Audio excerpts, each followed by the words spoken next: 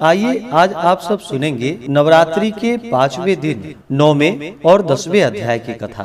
तो बोलिए प्रेम से माता दुर्गा की जय। ऋषि बोले, हे राजन, रक्त बीज के मर जाने पर शुंभ निशुंभ दैत्यों का क्रोध बढ़ गया। फिर दैत्यों की प्रधान सेना को लेकर निशुंभ युद्ध में दौड़ आया। उसके आगे पीछे दाएं बाएं बड़े बड़े दैत्य थे। वे क्रोध के मारे ओट काट रहे थे। शुंभ भी अपनी सेना के साथ मातृगणों से लड़कर चंडिका को मार डालने की इच्छा से आ गया। दोनों दैत्य बादलों की तरह बाणों की वर्षा करने लगे। अपने बाणों के समूह से चंडिका ने उसके बाण काट दिए। फिर शस्त्र समूह से उन दैत्यों के अंगों पर प्रहार किया। निशुंभ ने तीखी तलवार तथा चमचमाती ढाल उठा ली और देवी के पराक्रमी वाहन सिंह के सिर पर प्रहार किया।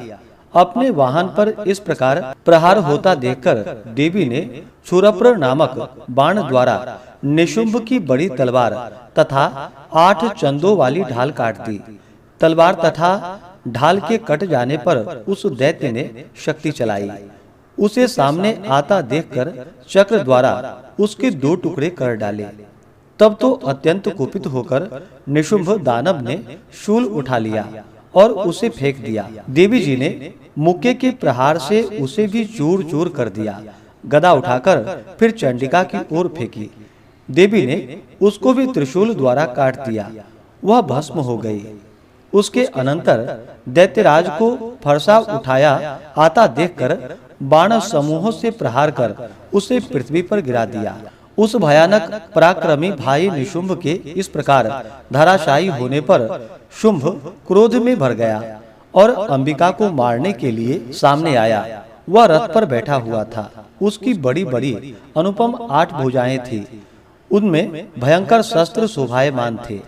उन भुजाओं से सारे आकाश को ढांपकर वह शोभित हो रहा था। उसे उस प्रकार आता देखकर देवी ने शंख बजाया और धनुष के अत्यंत दूषा टंकार की। समस्त दैत्यों के तेज का वध करने वाले घंटे का शब्द करके उससे दिशाओं को भर दिया।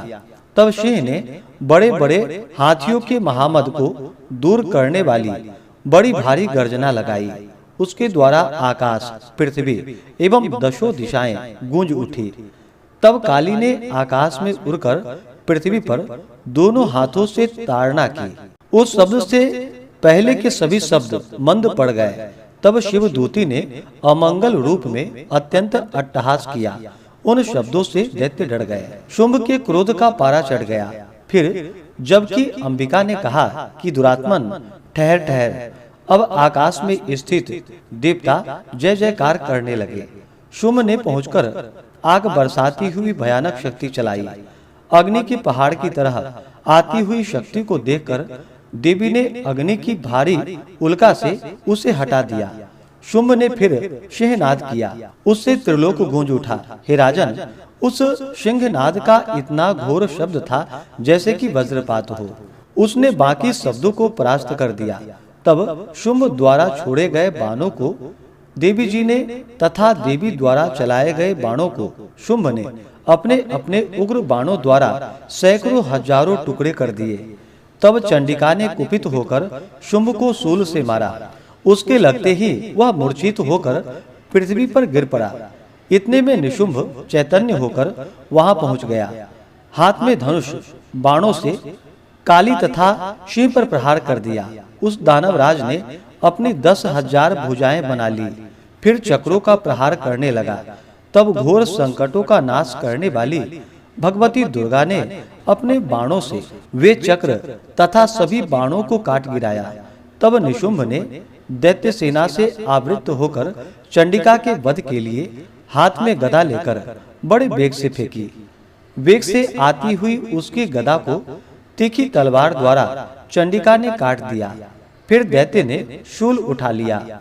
शूल हाथ में लिए उस देवी पीड़क निशुंभ को आता देखकर चंडिका ने अपना शूल वेग से चलाकर उसकी छाती बींध डाली। उसकी छाती के फटते ही उसी छाती से एक और महाबली पुरुष निकला। वह इस प्रकार कहने लगा कि खड़ी रह, खड़ी रह। उस निकलते हुए पुरुष की बात सुनते ही देवी आवाज करके हंसी और तलवार से उसका भी सिर काट दिया। वह पृथ्वी पर गिर पड़ा। तब भयानक दाढ़ों वाला सिंह दाढ़ों से असुर के सिर को चूर चूर कर खाने लगा। वैसे ही काली ने तथा शिवदूती ने बहुत से दैत्यों का भक्षण कर डाला। कुछ एक घोर संग्राम से भाग गए एवं कितने दैत्यों को काली तथा शिवदूती ने खा डाला और कई सिंह के ग्रास बन गए। इस प्रकार से श्री दुर्गा सप्तशती पाठ में 9वें अध्याय की कथा पूर्ण हुई। तो बोलिए प्रेम से माता दुर्गा की जय। अब सुनते हैं 10वें अध्याय की कथा। ऋषि बोले, प्राण प्रिय भाई निशुंभ की मृत्यु देखकर, इस प्रकार सेना को भी मरता देखकर कुपित होकर शुंभ कहने लगा, अरे दुष्ट दुर्गे, बल के घमंड से गर्व मत कर। अरे अभिमानी, तू तो अन्य स्त्रियों के बल के सहारे लड़ रही है। देवी बोली, अरे दुष्ट, मैं अकेली हूँ। संसार भर में मेरे समान दूसरी है कौन? ये तो मेरी विभूतियाँ ही हैं, मुझ में ही प्रवेश कर रही हैं। इतना कहते ही ब्रह्माणी आदि सभी शक्तियाँ उस देवी के शरीर में समा गई। अकेली अंबिका देवी रह गई। देवी बोली, मैं अपनी ऐश्वर्य शक्ति समेत अनेकों विभूतियों के रूपों में यहाँ पहले विद्यमान थी। अब मैंने सभी रूप समेट लिए हैं। अब तो अकेली ही मैं युद्ध में खड़ी हूँ, तू भी स्थिर हो जा। ऋषि बोले, तब सभी देवता तथा दैत्यों के देखते देखते देवी और शुंभ इन दोनों में युद्ध छिड़ गया। तीखे बाणों की वर्षा तथा भयंकर अस्त्र शस्त्रों से उन दोनों का युद्ध सभी लोगों के लिए भयंकर प्रतीत होने लगा। अंबिका दिव्य से दिव्य जितने भी अस्त्र छोड़ती जाती, दैत्येंद्र उसे अपने अस्त्रों द्वारा तोड़ता जाता।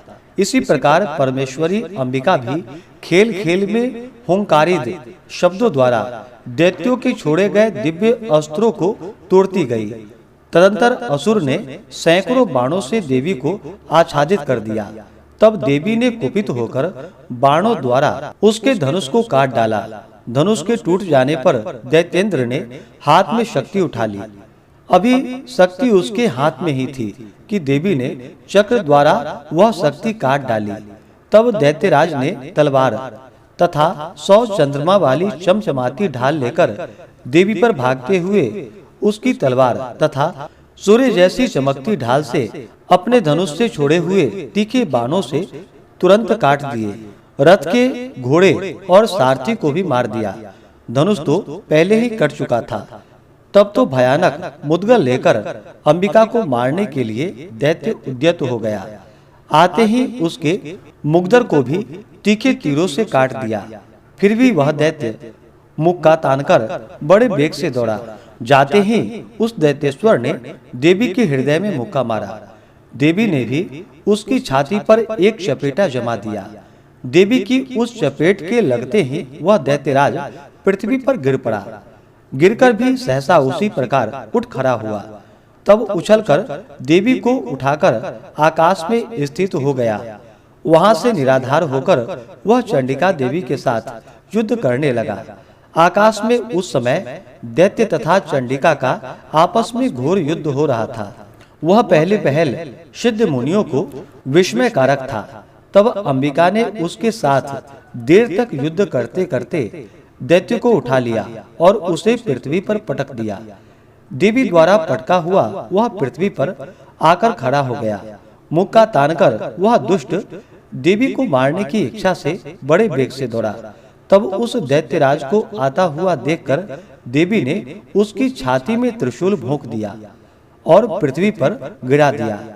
देवी के शूल से छत विक्षत होकर पृथ्वी पर पड़ते ही उसके प्राण निकल गए।